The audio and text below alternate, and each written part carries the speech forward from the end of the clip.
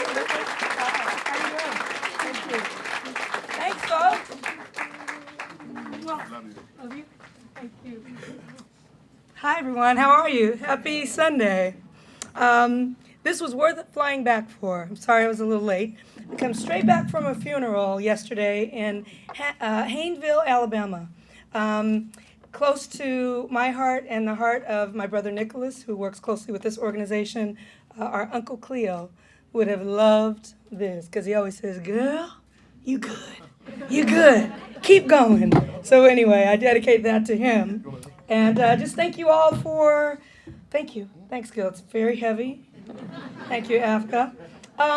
So yes, AAFCA is an important organization to me. The idea that people of color, specifically black people, are able to watch the work of black creators and to assess and to critique and to examine and analyze through a very specific lens, the lens of us. That it is not an interpretation, it is not it's not work or labor to try to figure out what they're seeing. They can recognize themselves in the work and react to it from a different place. And so I think it's very important that AAFCA exists.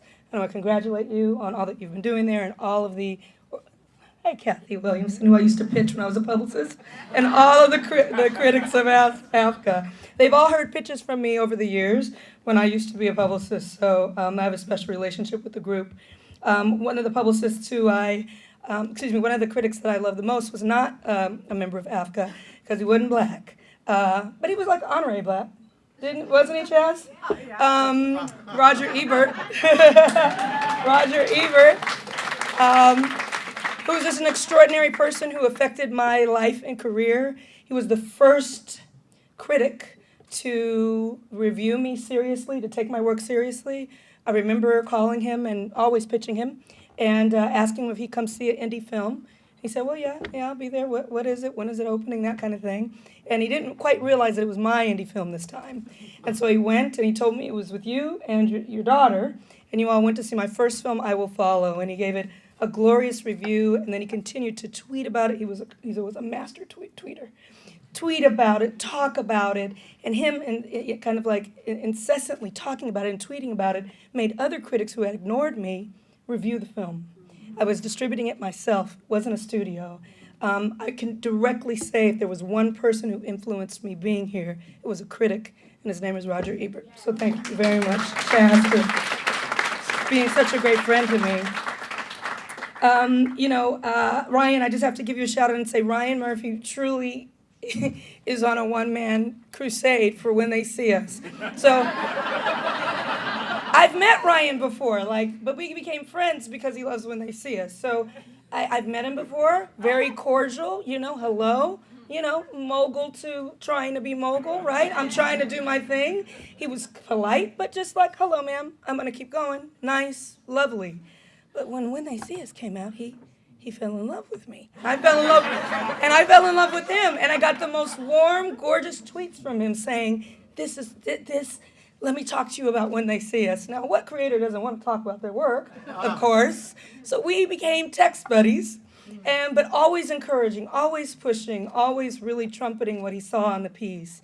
And what he saw was a story of 5 men who are some of the best people I know. Truly, I wish you could meet them, but you meet them through the work. I had the honor over 4 years of working with them to kind of excavate their stories and that of their families. And they all invited me into their space.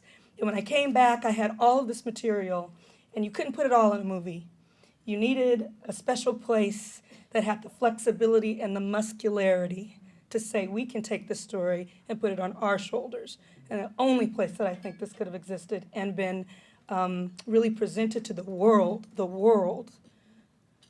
100 and how many countries? 190 countries on the same day. It's Netflix, okay? So Cindy Holland, the head lady, just stand up. Just stand up for it. This lady, this woman, really made it possible for us to exist in the way we do. And the fact that Netflix is there and new platforms and services are there allow people like me and Ryan and Anthony Hemingway and all the gorgeous people in the room to think in new ways about story. And so that's how you come up with a piece like When They See Us.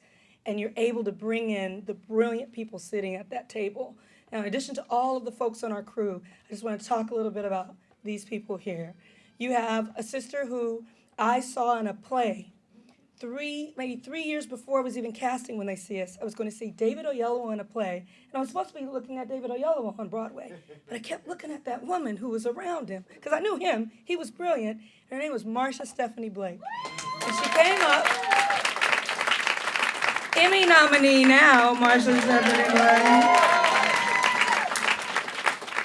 And she came in and she played the role of Antron McCrae's mother, Linda McCrae, a role that's so important to me because 2 months before When They See Us was ready to share, Miss McCrae passed away. But she gave us her story, she gave us her love for her son, and Marsha stepped right in and imbued all of that and shared it with us within this.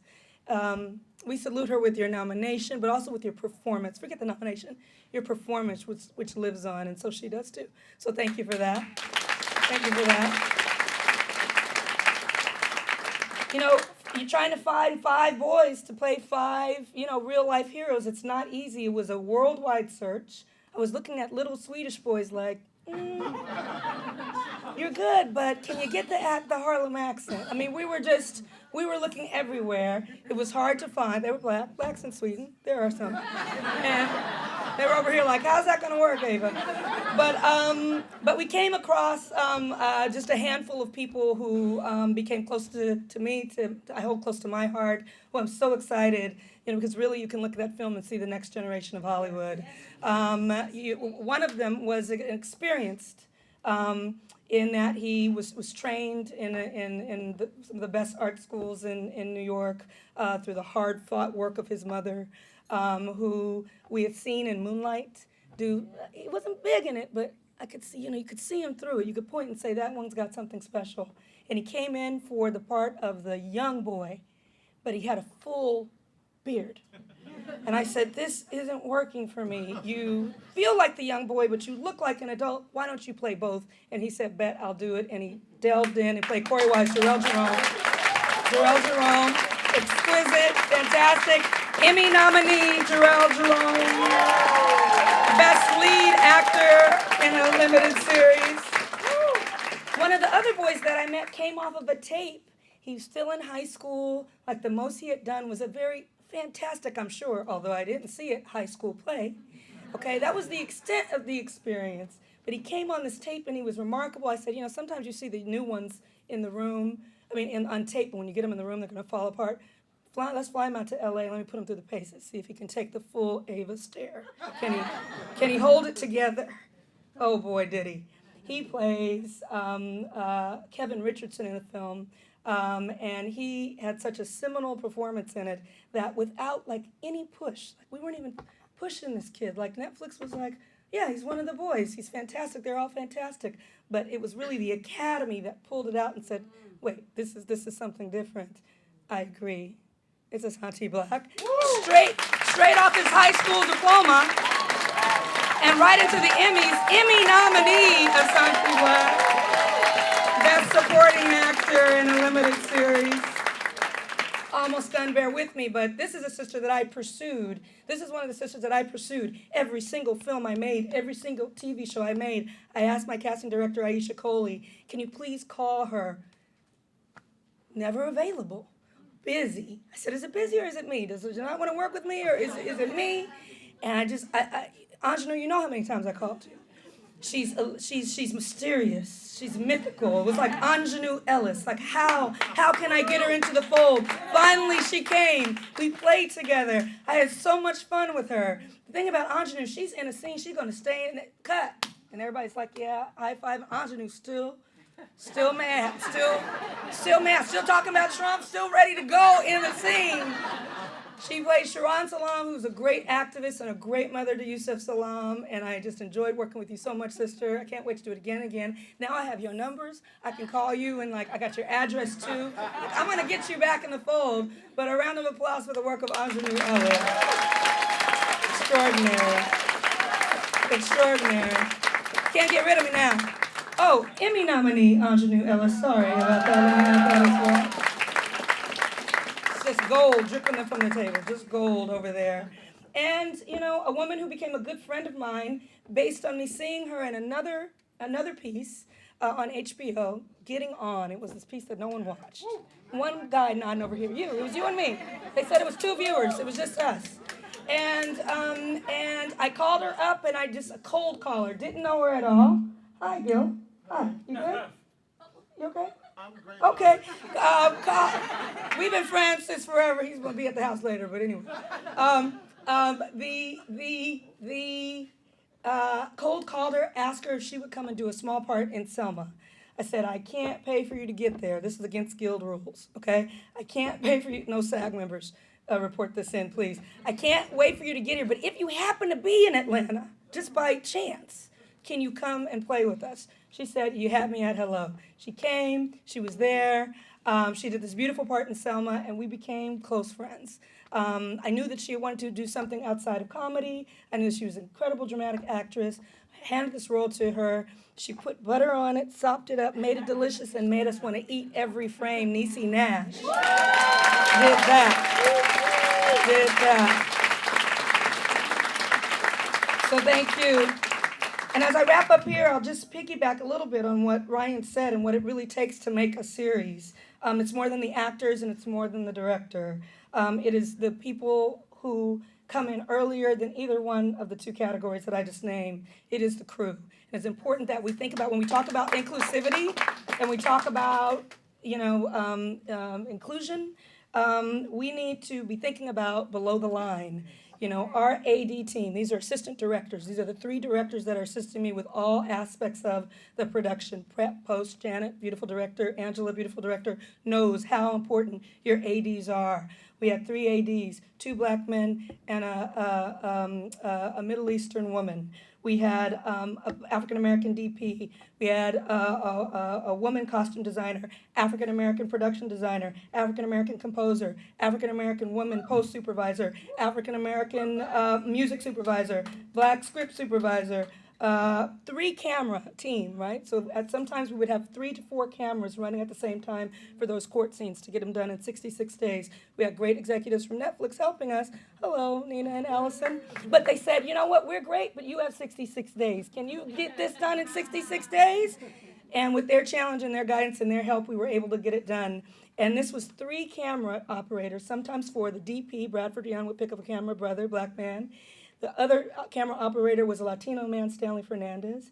We had another one, an Asian woman, Christine Yang. And we had a 4th, Michelle Moran, which was a black woman. To have 2 women of color and 2 men of color running all the cameras of every image you see, it doesn't happen. It doesn't happen. So when I stand here and I accept Best Limited Series, I think of all of those people. I think of the writer's room, Attica Locke and Robin Swycord and Michael Starberry. And I just want to end saying this. We talk a lot about representation being so important, but I just want to declare here today, I'm over representation. Okay? Representation asserts that I need to represent myself in a space where I've long been absent as a black woman. I'm done doing that. We're here. We all get it. Got to have representation. Raise our hands. Representation, like we're good? Okay, now what's next? What's next after representation? What's next after inclusion? Yes, a seat at the table. Yes, I represent that I'm here. Not enough? Not enough to wash our hands with that. Now we need exploration. Now we need nuance. Now we need to own the tables. Now we need to keep pushing this, right? So they're not going to do it, right? They're not going to do it. We need to see ourselves and do it for ourselves. AAFCA is doing that. You've all done that for us today. Thank you so much. Have a good Sunday afternoon.